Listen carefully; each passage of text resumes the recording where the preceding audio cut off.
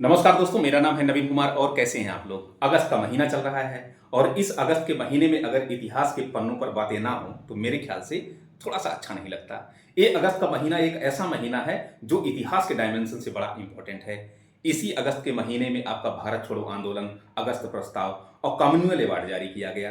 थोड़ा सा हम कम्युनल अवार्ड को लेकर के, सांप्रदायिक निर्णय को लेकर के, पूना पैक्ट को टच करेंगे और किस तरह जो है दलितों को राजनीति से थोड़ा सा इतर करके देखा गया, उसको हम डिबेट करने वाले हैं आज। नमस्कार, मेरा नाम है नवीन कुमार, आप देख रहे हैं गोल चक्र का एक नया यूट्यूब चैनल। ठीक है ना भैया। तो ब्रिटिश पीएम 1932 में ब्रिटिश पीएम हुआ करता था रैमजे मैकडोनाल्ड। उसने क्या किया कि 16 अगस्त 1932 को एक कम्युनल अवार्ड जारी किया और कम्युनल अवार्ड जारी करके सांप्रदायिक आधार पर निर्वाचन प्रणालियों की घोषणा कर दी और बृहद स्तर पर सांप्रदायिक निर्वाचन प्रणाली। सांप्रदायिक निर्वाचन प्रणाली क्या होता है कि सर थोड़ा सा शब्दों में बता दीजिए, आसान शब्दों में। तो अब मैं आपको बता दूं कि जिस संप्रदाय का व्यक्ति होगा, अगर उस संप्रदाय का व्यक्ति उम्मीदवार है तो केवल उसी संप्रदाय के लोगों के द्वारा उसको वोटिंग की जाएगी। That is communal. ये आपका जो है निर्वाचन प्रणाली था। ठीक है ना।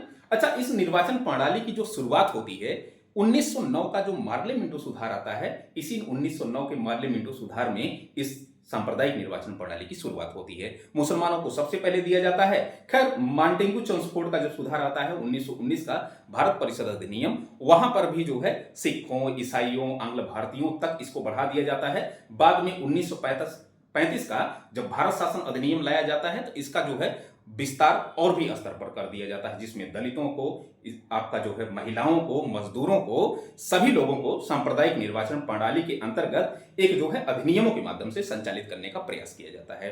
खैर, उस बिंदु पर हम न जाकर के हम जो है कम्युनल अवार्ड पर थोड़ा सा आते हैं। इस कम्युनल अवार्ड की घोषणा 16 अगस्त 1932 को रैमजे मैकडोनाल्ड, जो ब्रिटिश पीएम है, वो कर देता है। यहां पर सारे वर्गों को आपका सांप्रदायिक निर्वाचन प्रणाली के अंतर्गत शामिल कर लिया जाता है। ठीक ना भैया।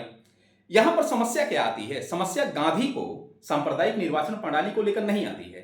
सांप्रदायिक निर्वाचन प्रणाली को लेकर ना आकर बल्कि दलितों को एक अलग अल्पसंख्यक वर्ग में जब शामिल कर दिया गया इसी जो है कम्युनल अवार्ड में, तब जो है गांधी को समस्या आई। गांधी का यह मानना था कि भाई सीधी सी बात है कि जो दलित वर्ग है ये हिंदू धर्म का एक अभिन्न अंग रहा है, हिंदू संस्कृति का अभिन्न अंग रहा है। ऐसे में आप जो है इसको एक अलग रूप दे करके आप हिंदू धर्म को डिस्टर्ब करने के साथ साथ बांटो और राज्य करो की नीतियों को संचालित करने का प्रयास कर रहे हैं।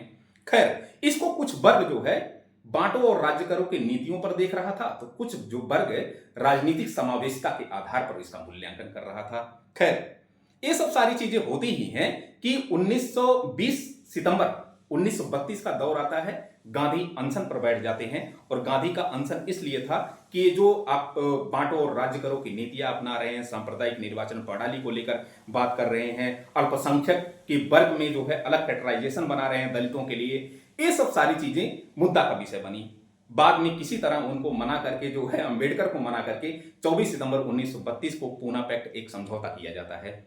एक पूना पैक्ट समझौता बड़ा ही इंपॉर्टेंट है, हमेशा चर्चा का विषय बना रहता है, क्योंकि यहां पर दलितों के राजनीतिक रास्ते लगभग थोड़ा सा बंद कर दिए जाते हैं। आपको मैं बताऊं कि कैसे बंद कर दिए जाते हैं, अभी मैं आपको बता रहा हूं।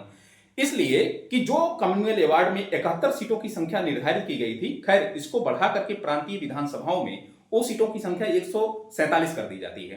केंद्रीय विधान जो सभाएं थी, जो केंद्रीय विधानसभा जो 1853 में केंद्रीय विधानसभा बनी थी, जो आज का तत्काल समय का जो मिनी संसद है, आज का जो संसद है, वहां पर तब जो है 18%, 18% जो है रिजर्वेशन रखा गया था। ठीक ना। यहां पर समस्या क्या आती है पूना पैक्ट वाले में? पूना पैक्ट में समस्या ये आती है कि जो दलितों को पृथक निर्वाचन प्रणाली के अंतर्गत शामिल किया गया था, वो पृथक निर्वाचन प्रणाली का दर्जा उनसे छीन करके इनको सामुदायिक निर्वाचन प्रणाली के अंतर्गत शामिल किया जाता है। उनको जो है समस्या इस बात की है कि उनको उनके राजनीतिक विकास को कमजोर कर दिया जाता है। ना सिर्फ उनके राजनीतिक विकास के स्तर को कमजोर कर दिया जाता है, बल्कि उनको इस प्रकार जो है ट्रीट किया जाता है कि जैसे, अच्छा, अंबेडकर को यहां पे ये लगने लगता है, अंबेडकर को ये लगने लगता है कि अगर केवल सांप्रदायिक निर्वाचन प्रणाली ये रही तो केवल दलितों का चुनाव दलित वर्ग ही करेगा, तो सांप्रदायिक निर्वाचन प्रणाली का सबसे बड़ी हानि ये कहीं ना हो जाए कि जो उच्च वर्ग की क्लास के लोग हैं उन पर दलित अपने हक न जता सकें। भाई अगर लीडर वो होगा तो हक जताने में उसको समस्या होगी। तो यहां पर मैं ये कहना चाह रहा हूं कि सीधी सी बात यह है कि थोड़ा बहुत सीटों का रिजर्वेशन करके जो सांप्रदायिक निर्वाचन उनको मिली हुई थी दलितों की, वो आप छीन करके जो है रिजर्वेशन का स्तर 148 भले 147 भले बढ़ा देते हैं प्रांतीय विधानसभाओं में, 18% जो है केंद्रीय विधान परिषद में, लेकिन वो जो है कहीं न कहीं उनके स्वतंत्र राजनीतिक विकास स्तर को बाधित करने वाला था। मेरा अपना ये मानना है।